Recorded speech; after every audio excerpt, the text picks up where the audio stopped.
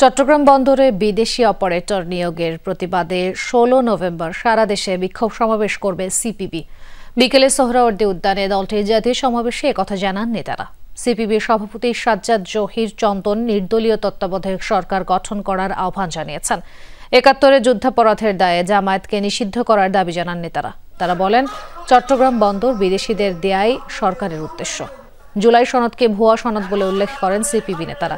জানিয়ে ঐক্যমত্য হয়নি তাও লেখা হয়েছে বলে অভিযোগ করেন তারা। অবিলম্বে নির্দলীয় তত্ত্বাবধায়ক সরকার গঠন করার দাবি জানান সিপিবি নেতারা।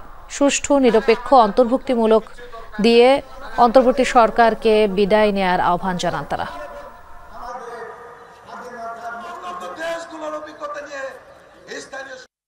কথা একটাই, কমিউনিস্ট পার্টি বামপন্থীদের সরকার করতে হবে।